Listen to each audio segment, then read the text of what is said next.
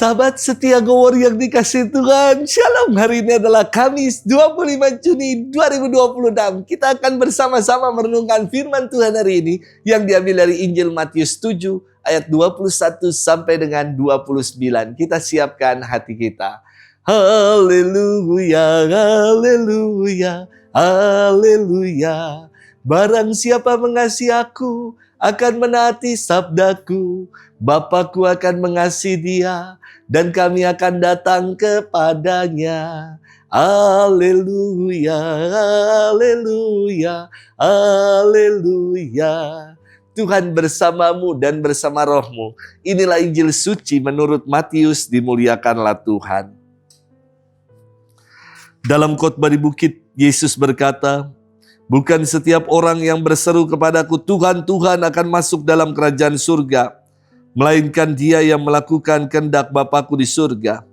Pada hari terakhir banyak orang yang berseru kepadaku, Tuhan, Tuhan, bukankah kami bernubuat demi namamu, dan mengusir setan demi namamu, dan mengadakan banyak mukjizat demi namamu juga? Pada waktu itu aku akan berterus terang kepada mereka dan berkata, aku tidak pernah mengenal kalian. Enyalah daripadaku kalian semua pembuat kejahatan. Seperti orang yang mendengar perkataanku ini dan melakukannya, ia sama dengan orang yang bijaksana, yang mendirikan rumahnya di atas wadas. Kemudian turunlah hujan dan datanglah banjir. Lalu angin melanda rumah itu, tetapi rumah itu tidak roboh sebab didirikan di atas wadas. Tetapi setiap orang yang mendengar perkataanku ini dan tidak melakukannya, ia sama dengan orang yang bodoh, yang mendirikan rumahnya di atas pasir, kemudian turunlah hujan dan datanglah banjir. Lalu angin melanda rumah itu sehingga rubuhlah rumah itu dan hebatlah kerusakannya.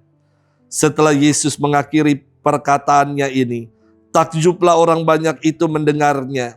Sebab ia mengajar mereka sebagai orang yang berkuasa, bukan seperti ahli-ahli Taurat mereka.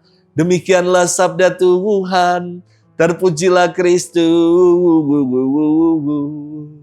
Sahabat setia Gowor yang dikasihi Tuhan, Shalom. Saya banyak sekali memberkati rumah, apalagi di daerah PIK 2 yang merupakan daerah pengembangan. Dari rumah milenial, rumah sederhana, apartemen studio, hingga rumah gedong pernah saya masuki dan saya berkati. Dan saya sungguh merasakan rumah ini hangat atau rumah ini terasa begitu dingin. Layaknya sebuah hotel. Orang hanya datang dan pergi, check in dan check out. Karena minim quality time dan perjumpaan di dalam rumah. Sahabat setia Gowor yang dikasihi Tuhan.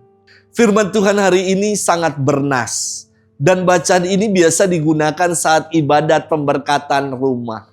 Yesus memberikan sebuah perumpamaan yang indah. Yang disebut orang yang bijaksana adalah orang yang mendirikan rumah di atas batu, di atas wadas. Dan orang yang disebut bodoh adalah yang mendirikan rumah di atas pasir. Padahal keduanya mengalami hal yang sama. Turun hujan, datang banjir, angin menerpa. Namun hasil akhirnya berbeda.